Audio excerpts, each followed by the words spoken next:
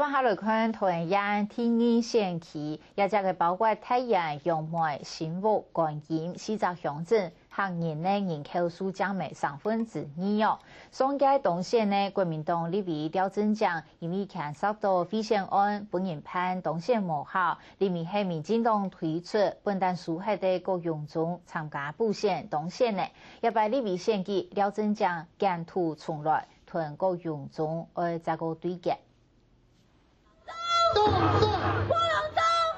有小型客家门的提示，建议立委各中央同蔡英文向下出席关于杨门镇说明会，希望争取客家县民的认同。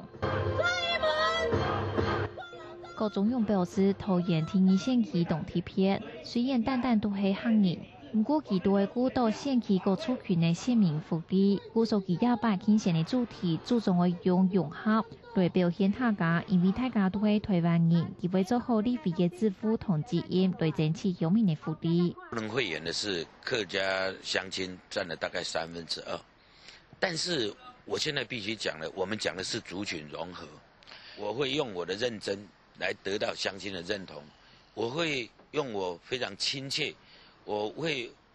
以亲切来自诩，那我也会很认真。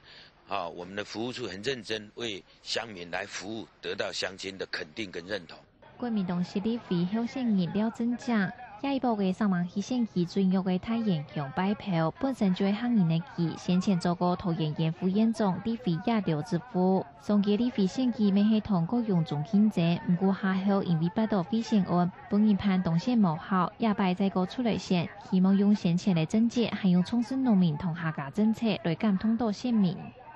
所以我第二年再次拜托所有客家乡亲，无分党派，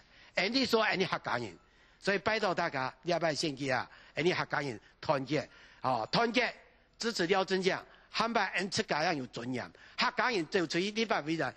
的要有良人，要有客家人要听代言人。也拜各用中上嘅联姻，显出打造黄金会押。发展惠顺观光事业也刘振建，廖振江主要系加价推动传统产业升级，保障农产家私同所以也刘振建，桃园天然县旗四乡镇当中，市民支持民进党嘅系杨梅市，安用嘅啲杨梅市继续开发表演，爱靠让各用中嘅政见，县民系唔系认同？廖振江嘅危机系伫2年前拜到贿选案，虽然积极延往澄清呢，不过我嘅对其还系有一度嘅质疑。安用嘅本县民想到佢哋桃园县副院长因为嘅政绩，同用客家身份认同来感通到县民，系廖振江将会面对嘅挑战。客新闻乱塔桃园报道。